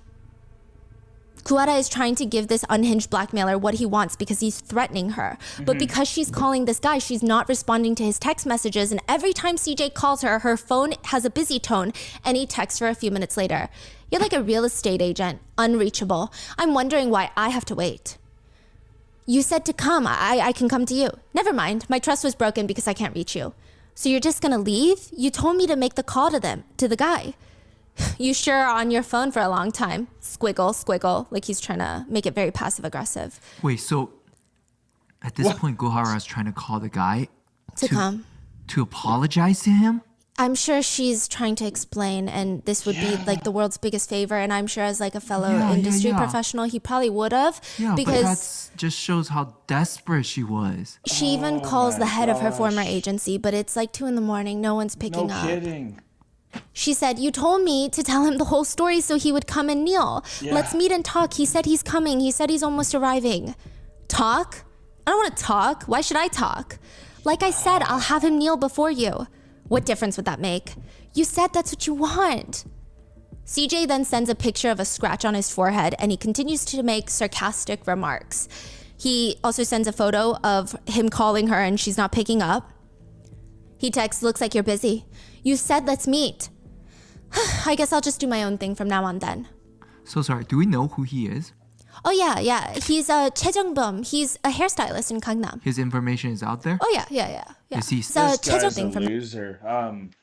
What's so sad, if you idol worship, say you were worshiping me for some silly reason, and you hear everything I say, you just take it in as gospel. I could twist anything then with that power. Like, I went and worked with my friend, and look, I got a bunch of scratches here, but if you didn't know the context of these scratches, I could tell you I was in a fight or something like that and twist it any way I wanted to. Or I could even say it was a kitty scratch if I wanted to be a different angle. But because of that, the power that these people have to influence on top of the blackmailing and all that too, which is just so sad when you, with no consent, video sexual relations is just some of the most compromising things you can do to someone, because the lengths they're willing to go to keep that private if they didn't want that to go public. You can see they're gonna go the lengths to try to get people to beg in front of people and get demoralized and all that. So that's really awesome it's really awesome that guy was willing to come to her side to beg for her for that predicament. And yeah, blackmailing is one of the worst things you can do. now on then. So sorry, do we know who he is? Oh yeah. He's Choi Jong-hoon. He's a hairstylist in Gangnam. His information is out there? Oh yeah. Is he still out and about? He was, but now he's like pretty under the radar. But he's not like charged with anything though. He does later. He gets charged, yeah. But it's a whole thing. The judge is crazy. Everybody's crazy. Like, it's never ending. Just when you think, wow, justice came late, but maybe we'll get some justice. No.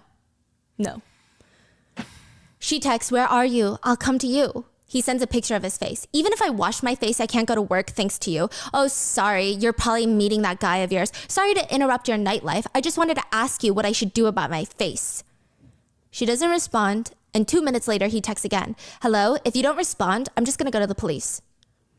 He ends up coming back to her place, and she does indeed get on her knees as evidenced by the CCTV footage. Wow. The guy friend does not show up. I don't know if she told him not to. I don't know if he was still on his way. But he calls the police and accuses her of being an abuser anyway. He conveniently makes no mention of his blackmailing or threats. Goo Hara states, the video and pictures were taken without her consent or awareness. She says she's ready to face the consequences of assaulting him as well in this two-sided assault situation, but she says, he threatened me with the video. For a female entertainer, what could be more terrifying? I acknowledge the hurt I caused. I will be punished for it, but what about the other hurt he caused me? He's a blackmailer. Her medical records also that she gave to Dispatch, which is saying a lot on how desperate she was to get the truth out there. Mm-hmm. Dispatch is a tabloid that ruins people's lives. The fact that she trusted them and went to them is like, she is truly desperate. Just like trying to get the news out there. Mm-hmm. She's like, please, someone needs to believe me. Because, tabloids, celebrities, they have very tense relationships. Mm-hmm. Doctors listed on the reports that Hara suffered from uterus and vaginal bleeding, multiple forearm sprains, seizures, and more. The vaginal bleeding is unexplained, whether it's from trauma or from any other condition, but it is stated in her records. Dispatch releases pictures that shows all the bruises on her arms, legs, wrist, hands, knees, ankles. It's pretty intense. The bruises aren't even just brown. They're bright red, like blood blotches all over her body. And for the few netizens that still don't like Hara for some bizarre reason, further proof that she's telling the truth, CJ, Hara's ex-boyfriend, sent 2 emails to Dispatch, the same tabloid, that night. Hara came out with the piece through Dispatch. And then he reached out. No, he reached out during the assault. The night of the assault. And then later Hara went to dispatch and dispatch was like, you know what? We trust you also because of this. Yes. Okay. That makes And they're sense. like, one of the emails that they received from her ex-boyfriend was at 1:26 a.m. that night before the police are called. This is when he first gets into the car to leave and he's sitting in the parking lot idling. Yeah. An email to tabloid dispatch reads, I have a report to make about Goo Hara. Please give me a call. The second one is sent at 4:20 a.m., which would have been after the police came. It reads, subject, report on Goo Hara. Message, it won't disappoint. Please contact me. I can't send videos or pictures right now, but if you don't respond quickly, I'm going to reach out to another network instead. You really won't be disappointed. Jeez. I will say at this point, either netizens don't know about what's going on, or they're not keeping up with the news, or they're on Goo Hara's side. I would imagine if somebody is not, they need a lot of self-reflection. Yes. But CJ does not stop. He's on truly some unhinged mission to ruin Goo Hara, even if it means taking himself down. CJ, the ex-boyfriend, responds this time with his attorney, and the attorney states, it is true that the video exists. In terms of how the video came to be filmed, it was Goo Hara who wanted to film the video first, and over 80% of the video was led and filmed by her. When my client asked, why are we filming this? Goo Hara replied, I want to treasure a loving memory. While filming, when the phone fell down, Goo Hara set it back up. The fact that Goo Hara led the filming of the video can easily be confirmed through the video. Okay, but that still doesn't explain the blackmailing with it. It doesn't make sense. Okay, yeah, they filmed it, but he's literally threatening her with it. Yeah. The attorney says, That's the thing. You're allowed to film your activities for each other, for yourself. It's the publishing out to public without the consent, which is breaking the law there. So hopefully people can understand that if they don't understand that. if his goal was to leak or exploit the video, wouldn't he have already done so? Well, he was going to. Yeah, he Through was the trying. email. I'm sorry he was unsuccessful, but he was trying. Yeah. But he keeps yapping. Look, they fought because of Goo Hara's lies and issues with men. When my client stated that he was leaving Goo Hara because of her lies, she started the fight by grabbing him and saying, who are you to leave me? We will stand by our statement that the assault was one-sided. Goo Hara's bruises were most likely born when my client held her hand, trying to stop her from attacking, and as she fell and toppled when she tackled him. He did not hit her. Oh my Then gosh. CJ's attorney tries to guilt trip the public. My client's mother has become ill due to shock after hearing about this, quote, revenge porn issue. He has been holding back in consideration for the other party, but he is now being accused of being a heinous criminal. At the end of this very long, nonsensical statement, the attorney states that CJ, his client, will be suing Goo Hara for defamation. In another interview, CJ stands by the argument. The interviewer asked CJ, regardless of if she wanted to film the video or not, it is weird to send the video to her after a fight. With no other accompanying message, how is a woman going to interpret that? He defends himself and said, the reason for sending it is like I said before, it wasn't like I was trying to do something with it. She took it herself, right? And basically after the fight, I was consolidating my files and I was deleting files and I was like, okay, I guess I should just send this to her because she's the one that took it. He's basically saying I was Marie Kondoing my phone and I needed her to have it back because she took it. I don't even know why it's on my phone. Who's gonna even buy into any of this? The police. The police, of course. The police agree with CJ.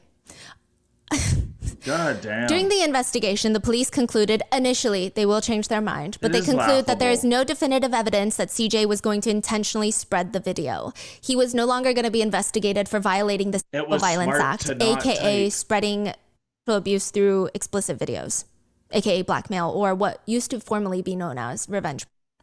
He's still going to be investigated for other charges, assault, breaking and entering Hara's home. But a lot of women all over South Korea had a problem with this. They were pissed. They start feeling like, wait, first, Goo Hara's boyfriend plays victim, calls her the abuser, makes her seem like this crazy girl that doesn't want to let him go. When in reality, he's toxic, he's abusive, maybe not physically up until this point, but that night he was.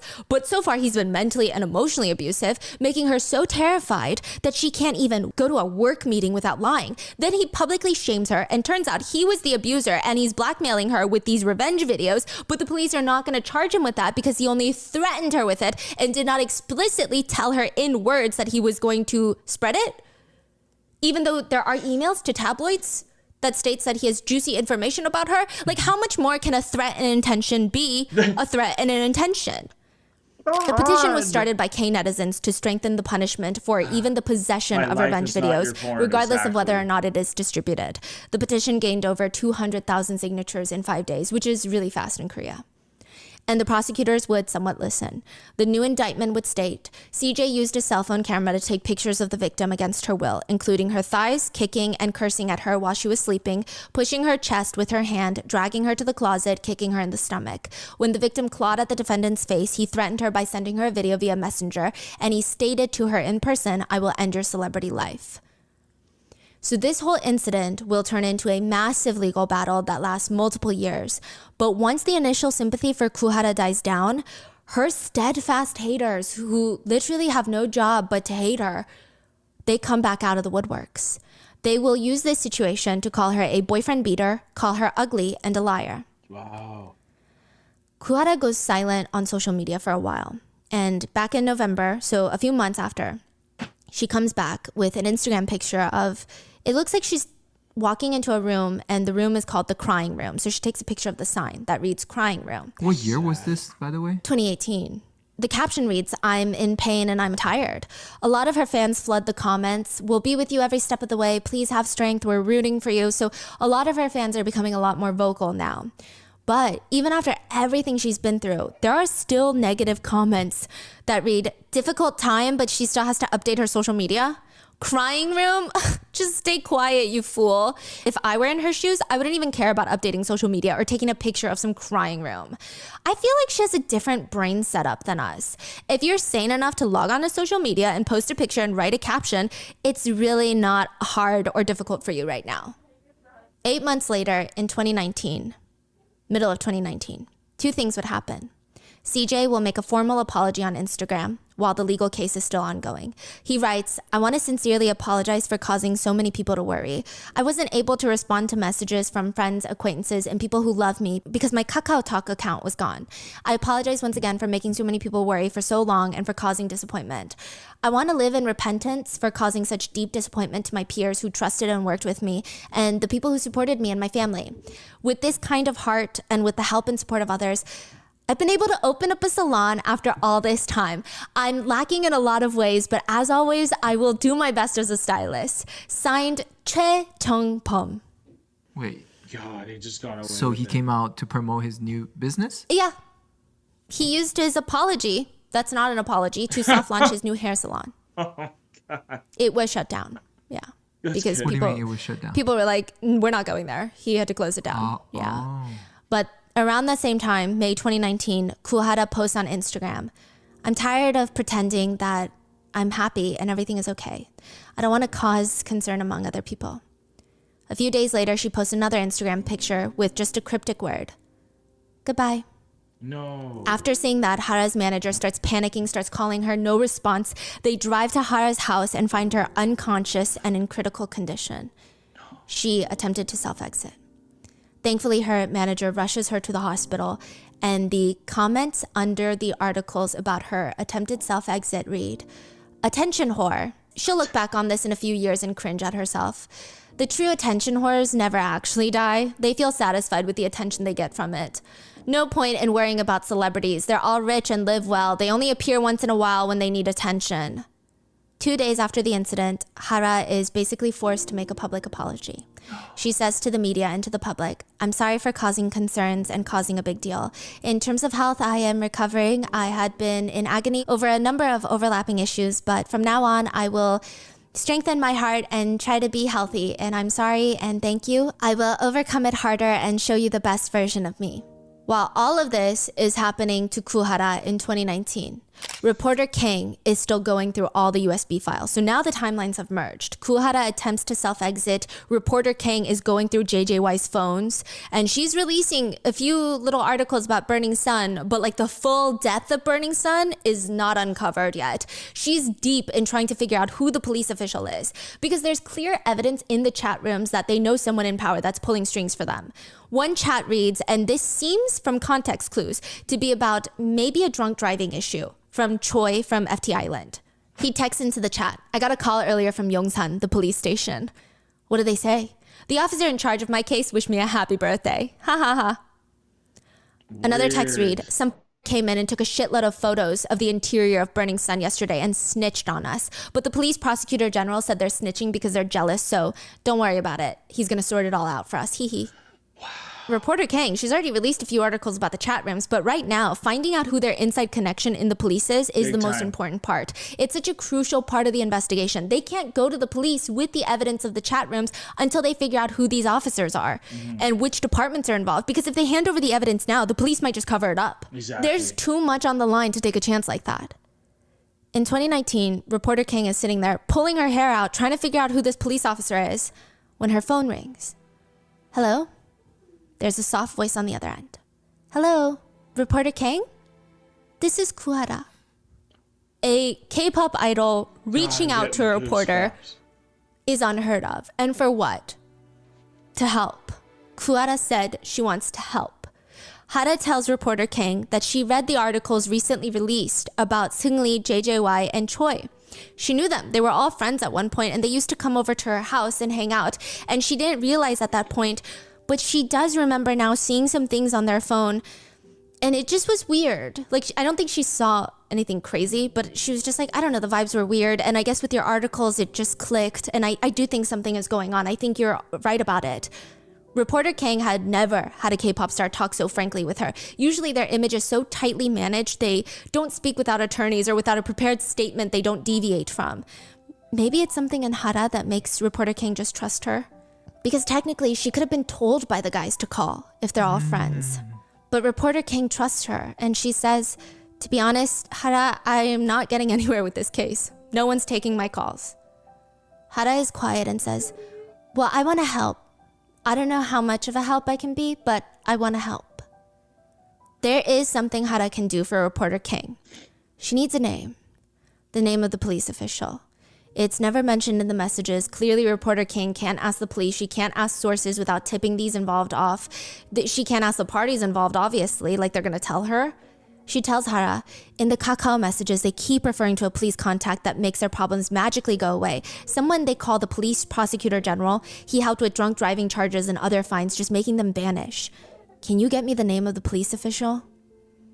Hara is rather friendly with most of the idols involved, and this is before she knew what they were doing with Burning Sun. I mean, it's a small industry, so everyone was kind of friendly with them.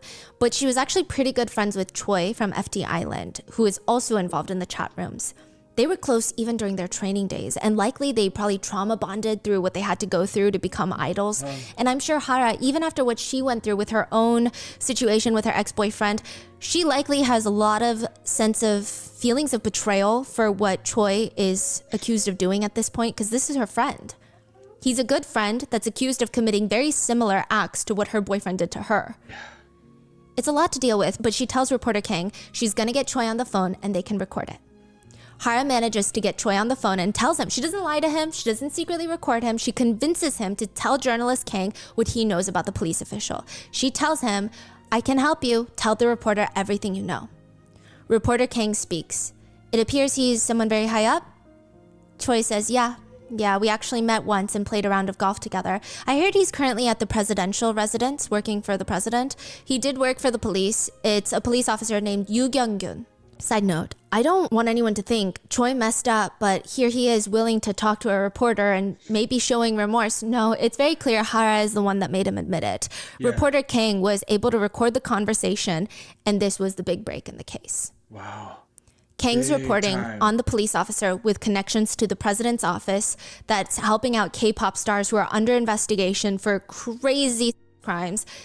After that report, a wide police investigation ensues, and the Burning Sun investigation would only grow bigger from there. But reporter Kang cannot help but wonder, why would Goo Hara help her? I mean, don't get me wrong, she's forever grateful, but people in Hara's shoes probably would not, especially right now, not too long after her self-exit attempt, after her countless battles with the media depicting her in this horrendous false light. Why would she reach out to reporter Kang?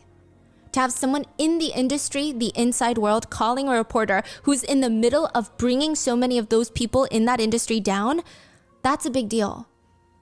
Reporter Kang said, yeah, it can have been easy for a celebrity to just cold call a reporter the way she did. Hara was incredibly down to earth and brave. I was so grateful she was So courageous brave. enough to ask around for my contact number and reach out to me first. She said she wanted to help in any way to reveal the truth, and she was a really, really big help to us. What stays with me is that Hara was the one that persuaded Choi to talk to me. And within a few months, Goo Hara would be dead. And reporter Kang, along with the rest of the public, could not help but notice some very sick parallels in Goo Hara's life and her friend Sulli's life, two of the most hated K-pop idols at the time, and the parallels between their scandals, their life, their career, compared to Seungri, JJY, and Choi, some of the most beloved K-pop idols of the time, and how the ones that are actually worthy of love do not get it until it's too late.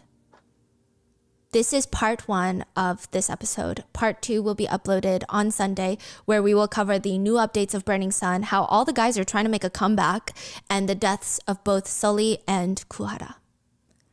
So, please stay safe, and I will see you guys in the next one. Well, I gotta watch part 3 now.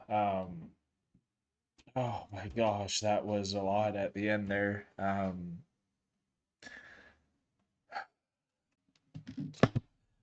Courageousness is one of the most endearing things for me, because it's usually from a source that is so small in stature and physical appearance that have the most courageous moments in life that you can reflect back to, and without even explaining exactly how she passes away, both of those ladies.